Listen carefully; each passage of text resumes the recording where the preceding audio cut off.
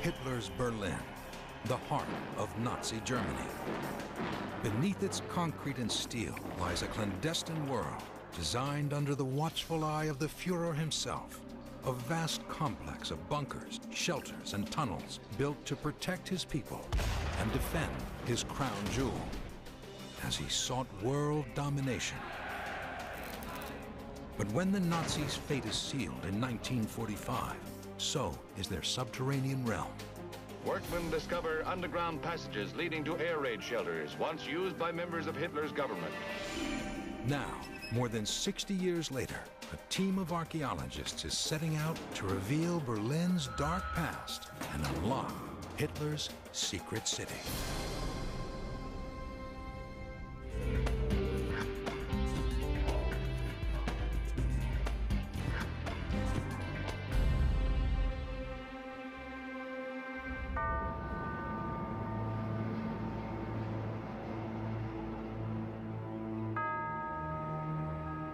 The mission begins in a park in the suburbs of northern Berlin.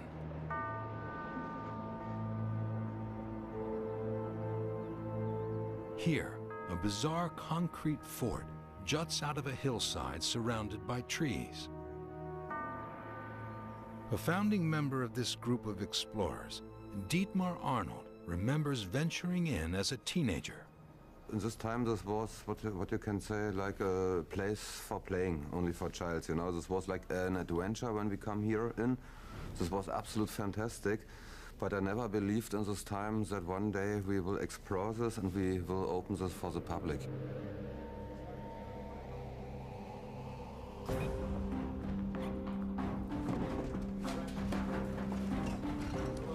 Three decades later, the Berliner Underworld Association, a team of archaeologists, historians, and archivists have spent 10,000 hours researching, clearing, and recording the bunkers. And they keep finding new secrets as they dig ever deeper into the foundations.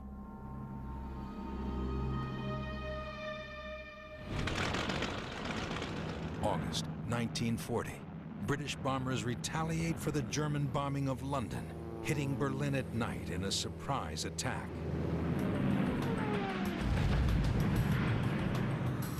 Hitler is furious.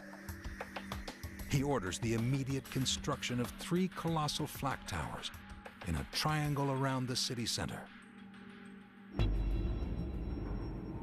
Bristling with anti-aircraft weapons, Hitler believes these towers will put up such a ferocious barrage that no enemy plane will dare fly over the German capital again. Obsessed with detail, Adolf Hitler pays careful attention to the architecture of these towers. He made sketches, he designed air raid shelters, he designed flag towers, and he wanted to take part in this kind of development. Built on concrete foundations 8 feet thick, the flak tower has a footprint of 53,000 square feet, nearly the size of a football field. The massive exterior walls are 8 feet thick and 7 stories tall.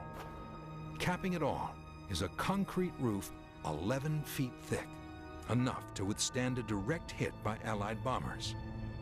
16 gun platforms complete the tower, giving 360 degrees of fire cover.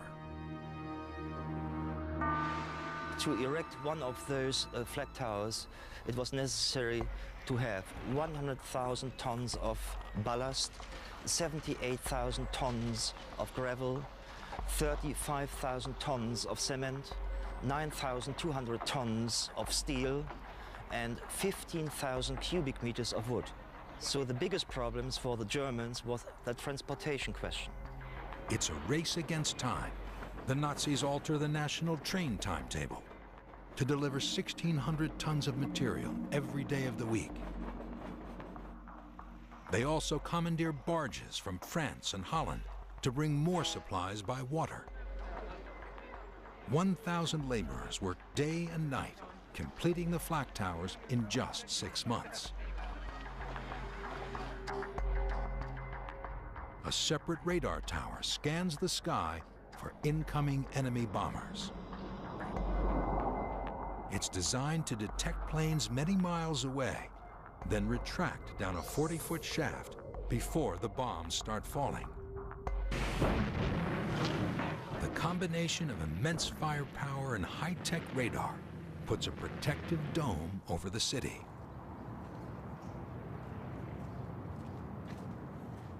Joachim Karau is drafted to work in the tower when he is just 15.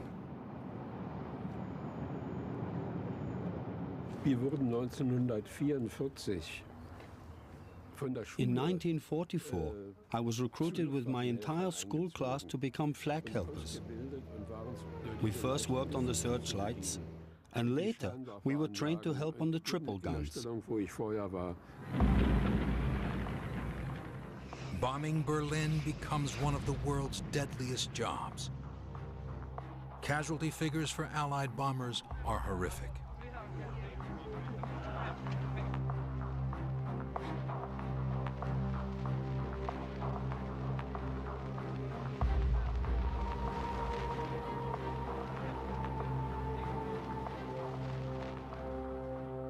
After the war, the Allies tried to destroy all 3 flak towers. At Humboldtine, the French only manage half the job.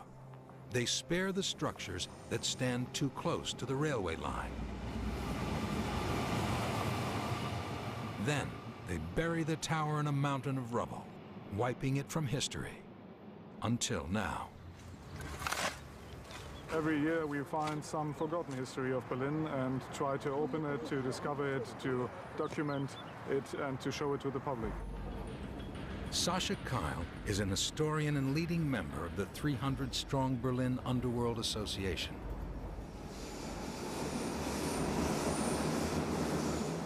Their headquarters is a wartime air raid shelter hidden under a subway station.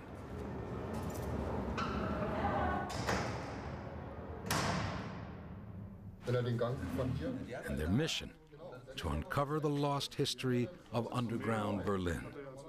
Over the past 10 years, they found a secret city beneath the streets, locating 100 bunkers and charting more than 25 miles of tunnels. In the process, they've created a detailed picture of the Nazi capital.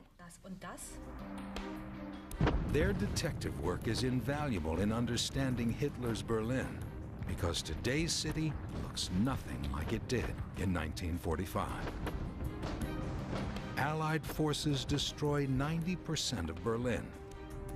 Bombers pound the city day and night.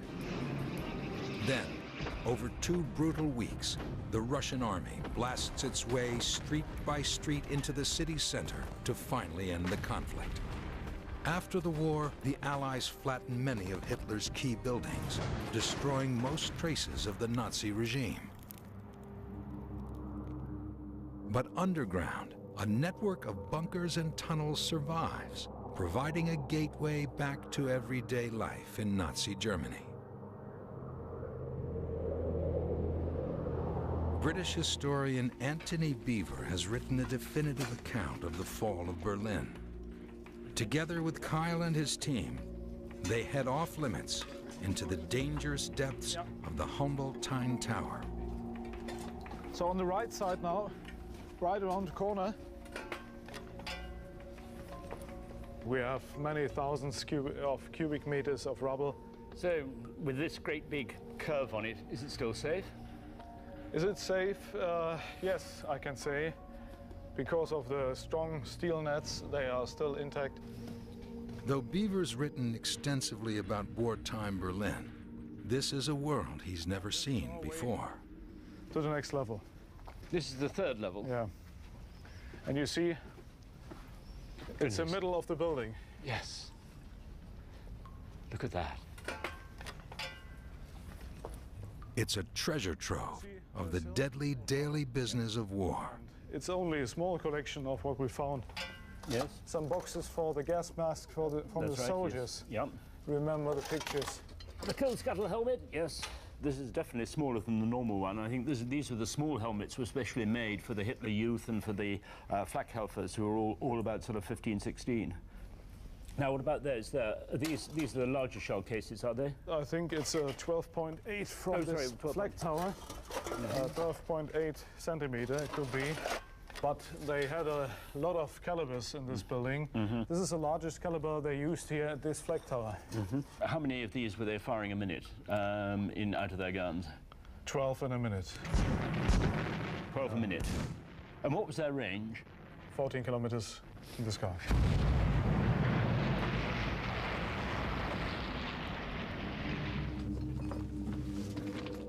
The Nazis designed this building like a huge belt-loading weapon. The guns sat on the roof, and the shells were stored here in the basement. They were connected by a mechanical hoist. It was filled with storage layers. So they were stacking what? All the ammunition here? Yeah, in different layers. And on racks. This ammunition chamber was a bunker in the bunker, you could say. Yeah. At the corner, you can see the rest of the ammunition lift. These belts carry the shells to the rooftop guns. It looks almost like the skeleton of a dinosaur. Yes. So it went round and round and round in a sort of conveyor belt. The end of the shaft was protected by a huge dome of steel. Or to prevent any bomb or incendiary coming down inside. Yes, exactly. Dinosaur skeleton remnants of that. But this huge fortress has another purpose. A shelter for the people of Berlin. We now stand in the gas lock of one of the former entrances here in Tower C. This is the only written evidence we found so far in this building. It's written in bigger letters, open to the public, civil bunker, civil air raid shelter, second floor. Yes. With an arrow in this direction.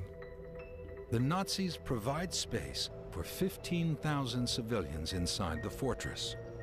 There's even a hospital. And one tower stores the city's great art treasures, including a priceless 3,000-year-old bust of Nefertiti. Gunther Schubel, then a small boy, remembers life cocooned in the concrete fortress. Man kann sagen, wie so eine Burg, ja. It was like a castle with lots of people running around. It was exciting. There were windows that we closed at night. I felt safe. In den Städten zwingt der Alarm die Menschen in die Bunker und Schutzräume. Da waren Betten, Dreierbetten. I remember there being 3 beds on top of one another we slept on. These triple bunks are instantly recognizable to a generation of Berliners who called the bunkers home.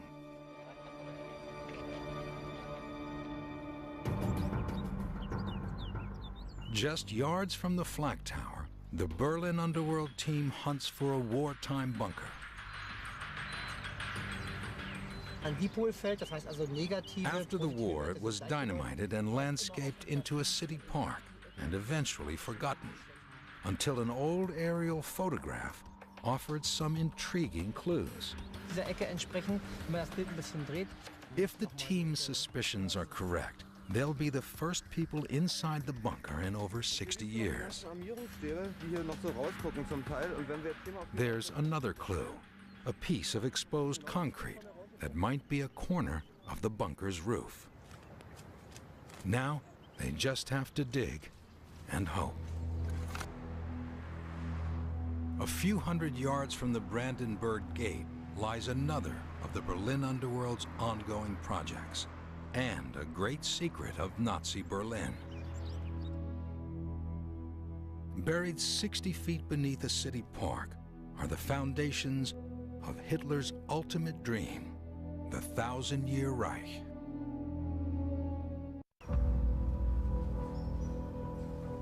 This access shaft leads to the start of a train tunnel 240 yards long. But this isn't part of any ordinary transport network. This is the beginning of Germania, Hitler's futuristic vision for Nazi Berlin. We now walked about 220 meters. Right. It's the length of the tunnel. Hitler wants to rebuild the city and worries over every architectural detail. Germania is his vision of a supersized Berlin, bigger and bolder than any other city on the planet. Everything is colossal. A victory arch twice the height of the French Arc de Triomphe, a central avenue broader than the Paris Champs-Élysées, and a great hall large enough to swallow St. Peter's in Rome. To many historians, Germania is nothing more than a dictator's fantasy. But this tunnel shows that Hitler's dream has roots set in concrete. In Germania, the Führer demands a huge square where he can address 1 million Germans face to face, and his architects deliver. The idea was to create a traffic-free square in front of the Great Hall. So these tunnels were built, meaning the new transport hub for Germania was completely underground. In 1938, workers closed the main avenue from the Brandenburg Gate and begin constructing 3 underground traffic tunnels. Nazi engineers dig down 60 feet, lining and capping a 2-way train tunnel with concrete. Above that, they encase 2 car tunnels in even more concrete before restoring the street above. But 2 years later, in 1940, the British start bombing Berlin. The tunnels are abandoned and never carry any traffic. They were used as ammunition dumps during the war.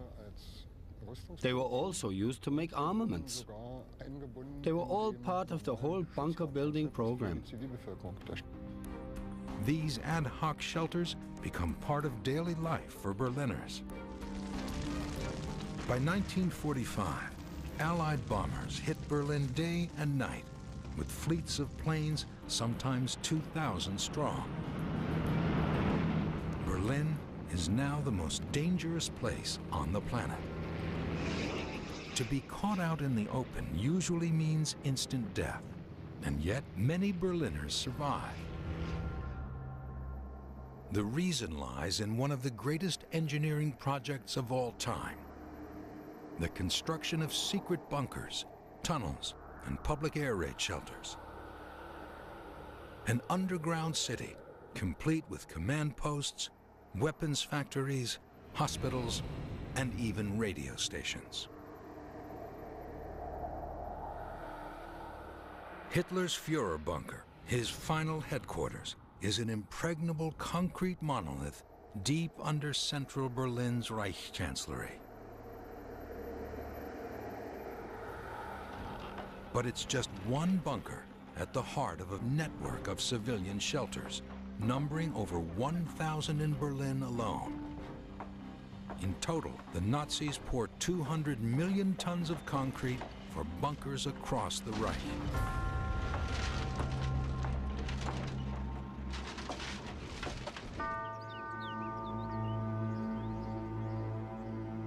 Today, in the city center, the Berlin Underworld Association makes a rare descent into one of these civilian shelters that's lain largely undisturbed since World War II. They've teamed up with Anthony Beaver, award-winning historian and an expert on the fall of Berlin. In Berlin, you can only really do it underground. The whole of the rest of the city has changed completely. And this, in fact, is, if you like, the last few sort of precious elements left of Berlin in 1945.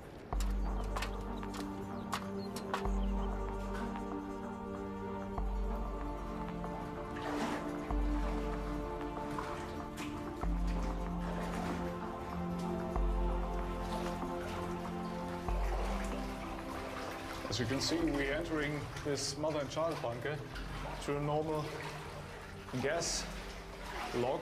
You can read this in German here. And during an air raid, all the doors in the bunker were closed to protect the people inside from not only from the poison gas, but from the fire outside because of the streets were burning.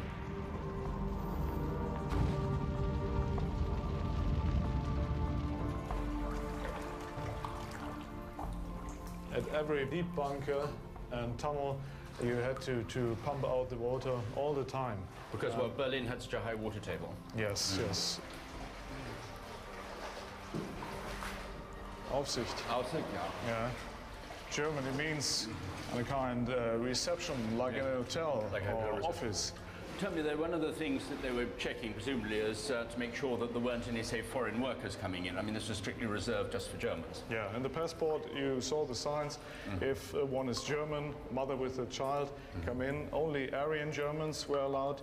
No foreign workers, no slave workers, no Jews. I never saw a bunker with so many signs at the walls and in such a good shape. It's amazing. Originally an abandoned train tunnel, this bunker takes just 6 months to complete. It holds 99 rooms along 3 corridors, enough for 1,300 people. The reinforced ceiling is made of 10 feet of concrete, and the exterior walls are 5 feet thick, making them virtually impregnable to bombs from above, but not from inside. Ah, this is interesting. This is an explosion happened here at the end of the war. An eyewitness told us a story that they were fighting even in the tunnels, and perhaps destroyed made by a bundle of grenades on anti-tank weapon. So even the air raid shelters weren't really safe for the women and children. I mean, because the Soviet soldiers would clear out and search through, and there was obviously fighting underground as well. Yeah. At the end of the corridor are signs that this bunker's been entered since the war ended. This is a newer wall, so you can see we are not the first in this bunker. It's part of the underground Berlin Wall. And we are now under the Berlin Wall. So the bunker continued in this direction.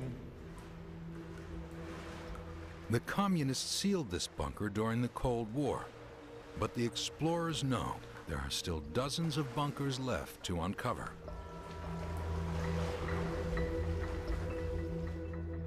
Back in the park, the other team's still digging to get inside their latest bunker discovery. In die Ecke, ganz nach hinten in die Ecke. They've created an opening just big enough for their slimmest archaeologist to squeeze through. They tie a lifeline around his foot so they can pull him out of any danger. Yep. Yep. It's been 60 years since this bunker was sealed, and although they've shored up the opening, they have no idea how stable the interior is.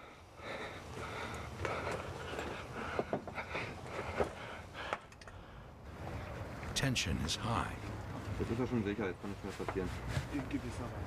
Ihr gebt nach. Wie viel ist denn der? Ist durch, ist durch. Cool. He's through. He's in it. The support team waits anxiously for news from inside the bunker. He's through. And safe. He's made it. But the video he passes back brings bad news. Rubble blocks the way. They're tantalizingly close to their goal, but they need to find another way in. Throughout March 1945, bombs fall on Berlin 7 days a week. Then, in April, the Russian army reaches the outskirts of the capital city. April 21st, 1945. One last air raid, and then the city goes quiet. A silence more terrifying than the sound of war. Well, there was what they called a battle pause. I don't know what it meant, but they said it was a quiet before the storm, said the soldiers. And so we all waited.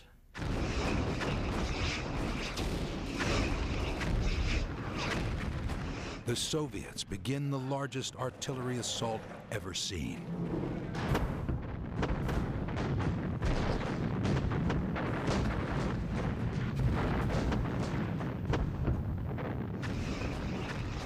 There was no warning, nothing, you know.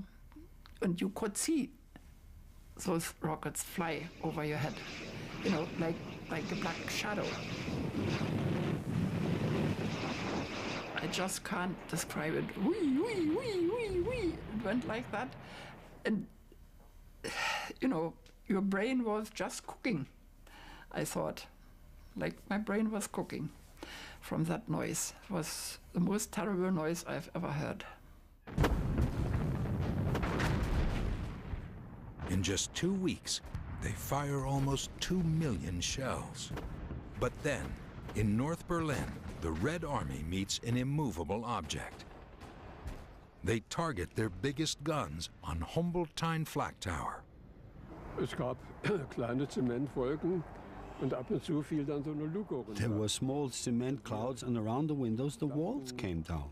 Irgendwo We laughed a little that the architects never thought that one day this bunker would be shot at from the ground. Bunker wird, der von der Erde aus beschossen wird.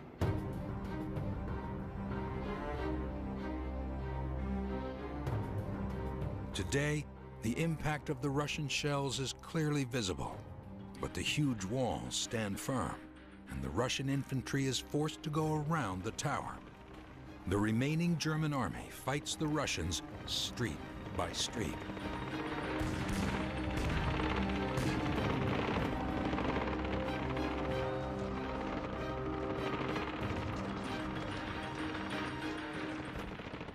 Kann da sowas einstürzen? Yards from the tower, after digging for 2 days, the team finally secures safe access to the bunker.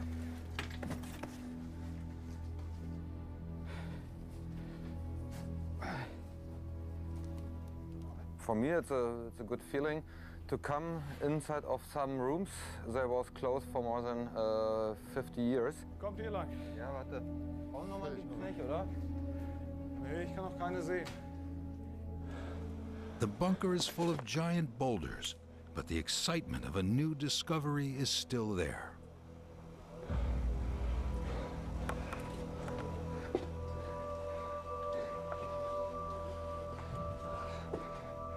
The first impression is amazing. Big blocks of concrete, the biggest I ever saw.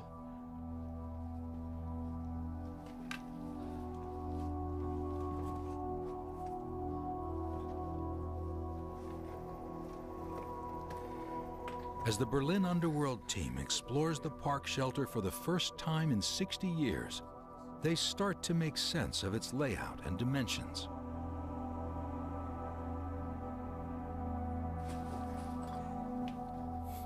Interessant ist immer die Kammer 1, da saß der Bunkerwarte, die hat ein Telefon. Also das heißt, es waren 36 Kammerbunker.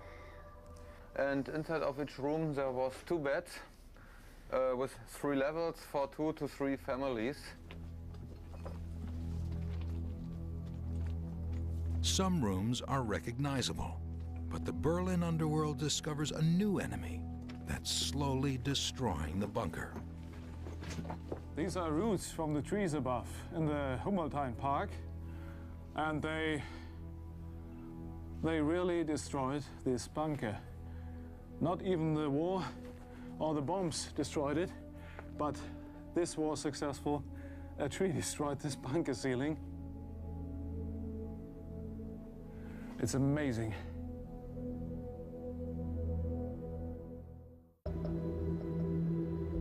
This is Tempelhof, Nazi Germany's premier airport. It was a very important building, and it was one of the first huge buildings that were planned by the Nazis. And Adolf Hitler made it his personal project, and he wanted it to become the largest and the most beautiful airport of the world. Tempelhof Airport's full of swagger. Everything is oversized. Covering just over 3 million square feet, this colossal showpiece is designed to dazzle both foreign visitors to Nazi Berlin and the German public. Hitler wanted this airport not only to be an airport, but to be an air stadium too. So the huge crescent shape of the airport has its reason in this idea to build an air stadium. Hitler plans to stage an annual military air show, and the terracing on the airport roof provides standing room for 100,000 spectators. The Nazi propagandists never miss a photo opportunity. From the air, it looks like the Nazi eagle.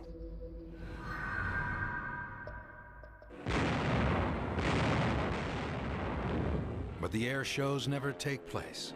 Once the war starts, Germany needs to manufacture arms here instead. The Nazis built a huge underground industrial complex, turning out bomber and fighter planes between 1940 and 1945. Deep under Tempelhof lies a maze of tunnels that still house the airport's water and electricity plant. Years later, the Berlin underworld is still uncovering new secrets. These tunnels are for heating pipes, for example, for the electricity system for the old Tempelhof airport from the 30s. We never counted them all, but it's said that altogether we have a sum of 6 levels and 40 kilometers length, all the tunnels together. This wartime aircraft factory is entirely self-sufficient, with its own power and water. The labyrinth of tunnels even includes bunkers to protect airport workers from air raids.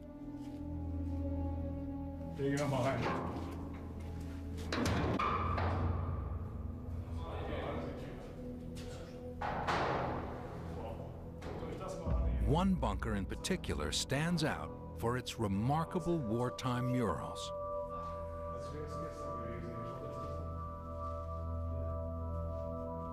This shelter, you can read at the door, was for the employees of the German Lufthansa company. It was the biggest one, even in the 30s. I never saw a bunker with paintings in this good shape before. And they show some little stories, funny stories about the life in Berlin. It is to let the people sitting in this bunker think of other things than the war and the bombs outside.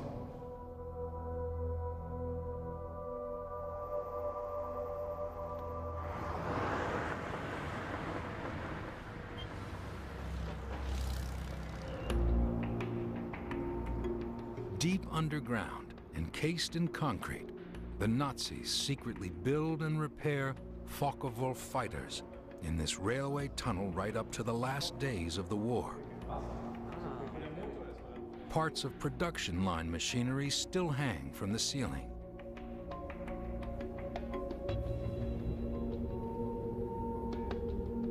Suspended from a motor-driven rack, Focke-Wulf fighter planes are moved down the assembly line.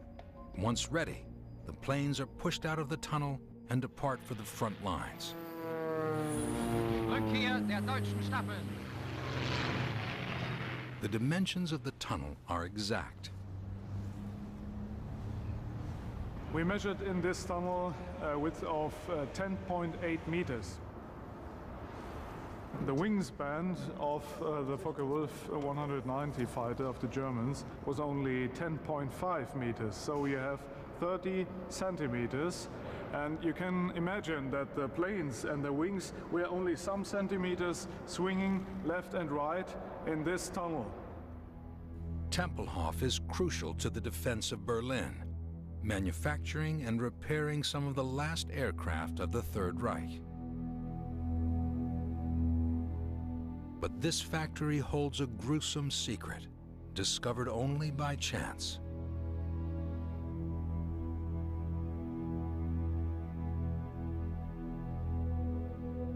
Something they never predicted.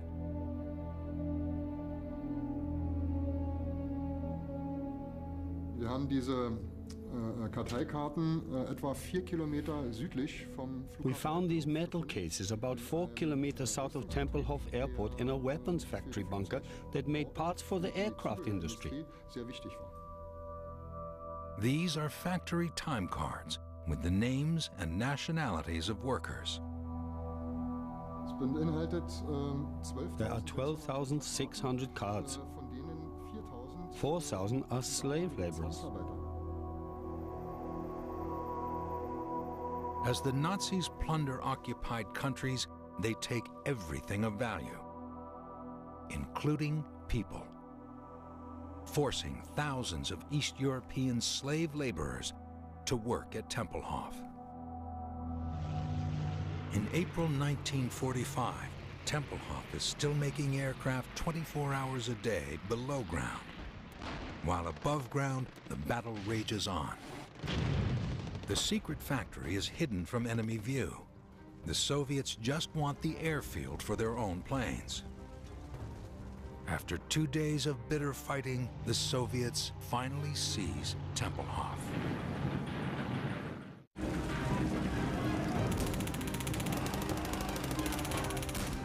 Berlin, April 1945.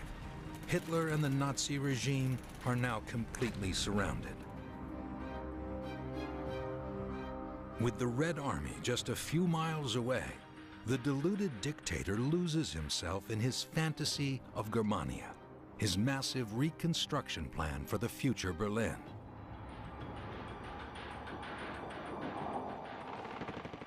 Outside, the terrified population takes refuge anywhere they can, in tunnels, attics, and bunkers. Conditions worsen as thousands cram into the bunkers. The air was wet. You know, you could hardly breathe.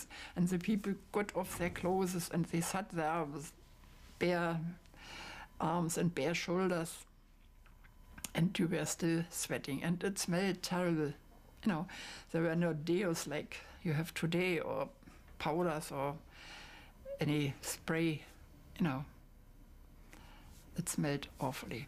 They were crammed in terrible numbers. I mean, there were anything up to 50,000 in the zoo bunker, in the Anhalter Bahnhof. Nobody could move.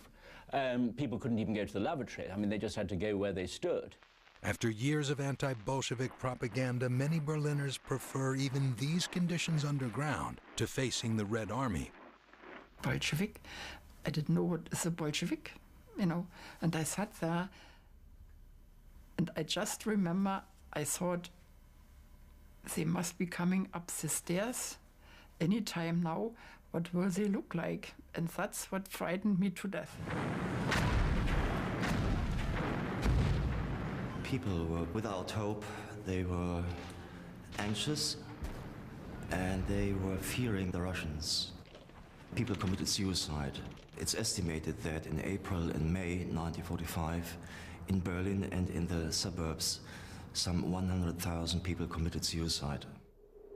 Whole families take their lives rather than submit to Russian occupation. Berlin is so dangerous, the Nazis now read the news from a bunker under the Reich radio building. Having won a national competition to become a news announcer, 18-year-old Richard Bayer finds himself to be the last public voice of the Third Reich. Wir haben aber immer drüben aus dem Funkbunker gesendet. We always transmitted from the radio bunker.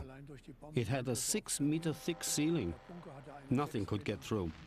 But the question we asked ourselves from mid-April was, who is still listening to us? Wer hört uns noch? The end is near. The Russians tighten their grip on central Berlin. Locals now call their city the Reich Funeral Pyre. But Hitler and his loyal henchmen will never surrender. Goebbels continues to transmit his Nazi propaganda to the end. Hat noch in den letzten Apriltagen einen Beitrag. In the last days of April, he spoke about the final struggle in Berlin and told us the Führer is still with us. We are still winning the war. We are still transmitting. But the defense of Berlin is futile. 80,000 young boys, old men, and exhausted soldiers fight more than 1 million Russians. By the end of April, Soviet troops attack the government quarter. This spells certain death for Hitler and his staff. But the Berlin underworld discovers that many Nazis were able to flee beneath the march of the Soviet army. This derelict bunker in the traffic ministry garden is the last escape route for desperate Nazis. For them, it's all over. Hitler leaves his bunker on April 20th to award medals to Hitler Youth for defending Berlin. To hide his ill health, he holds his trembling left hand behind his back. 10 days later, with the Russians just streets away, Hitler finally accepts that the war is lost and kills himself.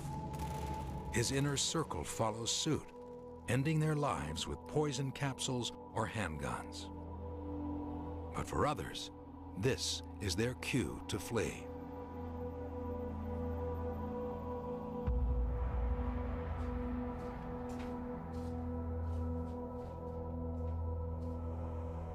Most of the groups try to escape to this direction. It's the best way to escape from the Chancery and the government district to the north. Well, to avoid the fighting on the Wilhelmstrasse. Yes, yes. They hope they can safely cross the main street underground and then follow the subway tunnels north as far as the river, escaping the raging battle above. So here's the entrance to the connection to the subway system. You see the black ground on it. You see the words written in black on the yellow. Fluchtweg, Feuersturm. Escape way when firestorm comes. In black letters on the yellow. And the arrows point on this to go through to the subway tunnel. And they walked some kilometers to the north, in this direction is the north, and tried to escape through the train station at Friedrichstraße and over the Weidenhammer Bridge. Very few escape the Red Army alive. Russian guns mow down wave after wave on the Wiedendamer Bridge.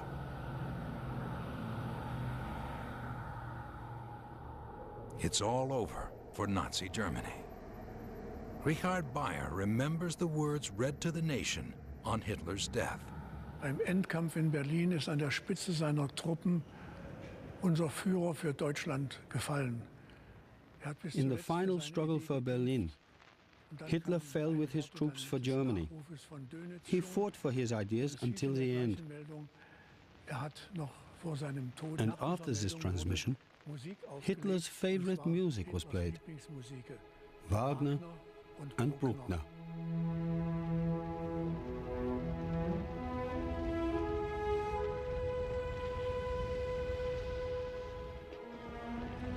Two hours later, Bayer shuts down the station with the following words. We remember the heroic actions of the German soldiers on land, sea and air. The Führer is dead. Long live the Reich. The battle for Berlin has ended. Amid the ruins, the flak tower at Humboldt-Tyne fights on for one more day. Then the guns fall silent. As the civilians emerge from their bunkers, blinking into the sunlight, the Berlin that greets them is unrecognizable. You could hardly work out where the streets had been. I went with my sister to Alexanderplatz to look for an uncle's house. But you couldn't tell where the streets were.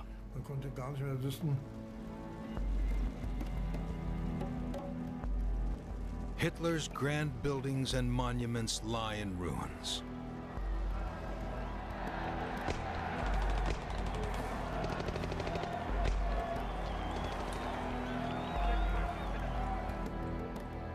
After 4 years of bitter warfare, the Russian army celebrates a bloody victory. Berlin's slave workers begin their long journeys home, while the Allies forced the city's residents to clear the rubble brick by brick. At street level, all traces of Nazism are removed. Underground, it's a different story. Beneath the rubble of the ruined Reichstag in Berlin, workmen discover underground passages leading to air raid shelters, once used by members of Hitler's government. Here fled the Nazi stooges, whose dreams of world conquest ended up in a nightmare of fire and fury raining down from the skies.